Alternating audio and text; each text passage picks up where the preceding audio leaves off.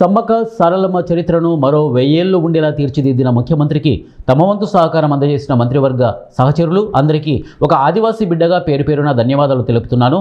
100 కిలోమీటర్ల మేర గోదావరి నది ములుగు నియోజకవర్గంలో పారుతున్న మాకు ఇప్పటి వరకు చుక్క నీరు కూడా రాలేదు. అయితే కేబినెట్లో ములుగుకు గోదావరి జిల్లాలు తరలించేందుకు 143 కోట్లతో లిఫ్ట్ ఇరిగేషన్ స్కీమ్ను మంజూరు చేశారు.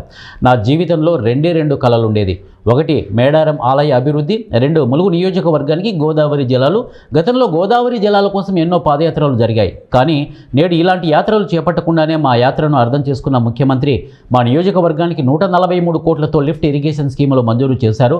ముఖ్యమంత్రి రేవంత్ రెడ్డి గారి సేవలను యావత్ ఆదివాసీ సమాజం ములుగు నియోజకవర్గం గుర్తించుకుంటుంది. తమ కుల ఇలవేల్పు కోసం గత పాలకులు ఓ గుడిని నిర్మించారు. కానీ రేవంత్ రెడ్డికి సమ్మక్క సారలమ్మతో కులబంధం, కుటుంబ బంధం లేదు. సకల జనులకు ఆరోగ్య దైవమైన సమ్మక్క సారలమ్మలతో ముఖ్యమంత్రికి భక్తి బాధ్యత ఉంది. సమ్మక్క సారలమ్మ గుడితో ముఖ్యమంత్రికి భావోద్వేగ బంధం ఉంది. అందుకే కేవలం 3 నెలల స్వల్ప వ్యవధిలో గుడి నిర్మాణాన్ని పూర్తి చేశాడు. ఆదివాసీల గుండెల్లో ఎప్పుడూ రేవంత్ రెడ్డి నిలిచిపోతారు. రాష్ట్రం వెలుపల మేడారం అడవిలో ఆదివాసీ ప్రాంతంలో కేబినెట్ నిర్వహించుకోవడం ఒక చరిత్ర అన్నారు. ఈ కేబినెట్ సమావేశానికి వచ్చి ములుగు అభివృద్ధి కోసం మంచి నిర్ణయాలు తీసుకున్న కేబినెట్ సహచరులకు, ఉన్నతాధికారులందరికీ ధన్యవాదాలు.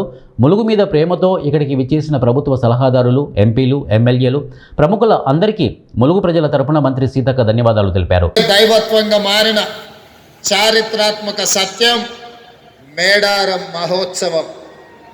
ఆనాడు గుడి లేని తల్లులను గుండె నిండా కొలుసుకునే తెలంగాణ అతిపెద్ద గిరిజన జాతర మేడారం జాతర. ఈ జాతరకు ఈ సమ్మక్క సారలమ్మ దేవతలకు మానవులుగా పుట్టి తాము నమ్మిన జనాని కోసం ఆనాడు కాకతీయుల మీదనే కత్తి దూసిన వీర వనితలు సమ్మక్క సారలమ్మలు. ఆ స్ఫూర్తిని తీసుకునే తెలంగాణ రాష్ట్రంలో జరుగుతున్న ప్రజాకంటక పరిపాలనను అంతమొందించాలి అని ఫిబ్రవరి 6, 2023 నాడు ఇక్కడి నుంచే హాత్ సే హాత్ జోడో యాత్రను ప్రారంభించి ఆనాడే నేను, సీతక్క, ముఖ్యమైన కాంగ్రెస్ నాయకులందరం కూడా సమ్మక్క సారలమ్మను సందర్శించుకొని ప్రతినబూనినం ఖచ్చితంగా ఆనాడు జరగబోయే ఎన్నికలలో ప్రజా ప్రభుత్వాన్ని ఏర్పాటు చేస్తాం.